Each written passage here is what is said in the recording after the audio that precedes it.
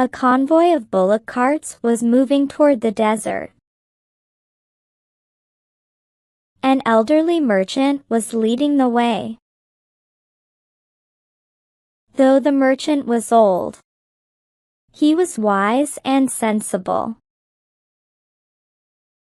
Still, some of the people in the convoy were not pleased with their aged leader. One person said, "I think we should have a new leader. Someone younger would be better. This old merchant just talks and doesn't do anything." Another agreed. "You are absolutely right, my friend. We should have joined the young merchant's convoy that departed only a few days ago. Didn't you see how cleverly he had taken his convoy ahead of ours?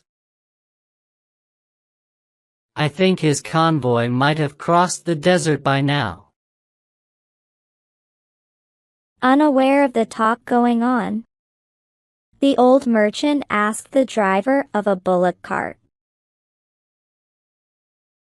"Is there enough water in the cart?"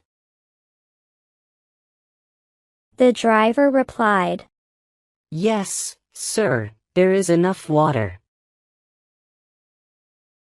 After covering some distance, they saw some wells that seemed to have been dug only recently. The driver asked, "Sir, who might have dug these wells?" The old leader said, "I purposely let the young merchant's convoy pass ahead of us, because I didn't want my people to get tired of digging wells. I think those very people may have dug these wells." The convoy had now entered the desert and was proceeding slowly. As they covered some more distance, some people came to them. One of them, who seemed to be their leader, he inquired the old merchant about where they had been coming from. Then he said, "You must have got tired, as you are coming from a far-off place. A little farther, beyond those sand dunes, is a large oasis. You will all feel fresh if you go there. Besides, there are many ponds in the oasis. You can collect enough water from there as well. We are coming just from there. Believe it or not, it is raining there." The old merchant looked at the cloudless sky. He was surprised to hear the words of the man. The man continued, "Sir, it is foolish to carry so much water with you. The heavy load of water is also delaying your journey. So it is much better to get rid of this load, as you will get plenty of water in the oasis." The old merchant said, "Thanks for your advice, but I think that we should carry this water with us." Irritatingly, the man said, "I have given you a good piece of advice. The rest is upon you." After that, they left. Now some people in the convoy started talking amongst themselves. One said, "That man was absolutely right." Another person said, "Why are we carrying so much water?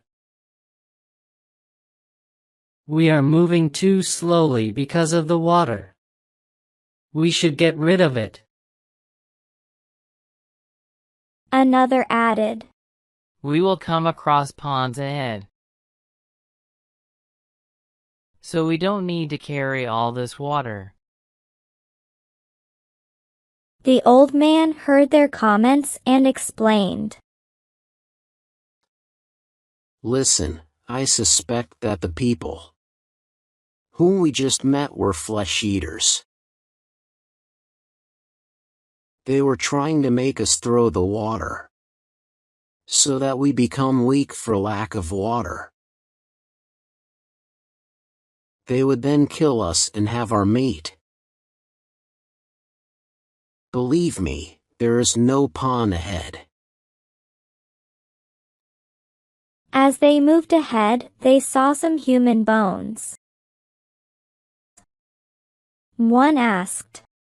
Whose bones are these? Another replied.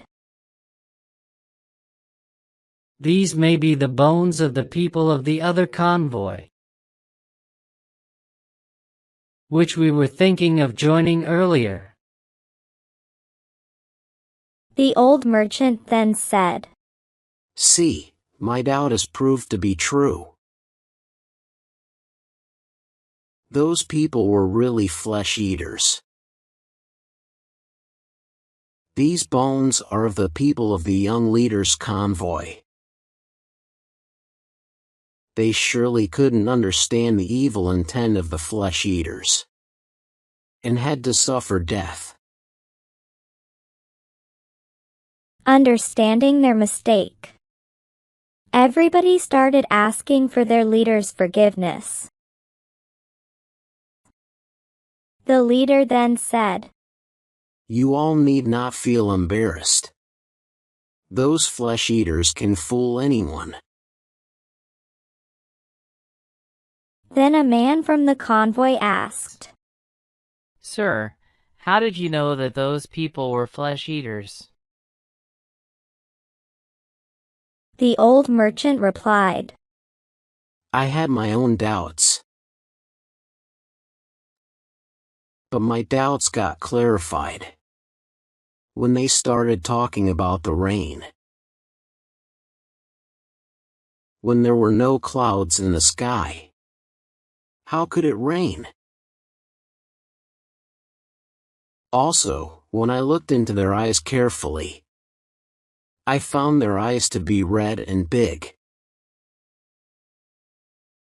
I immediately concluded that those eyes couldn't be those of ordinary human beings. Everyone praised their wise and clever leader.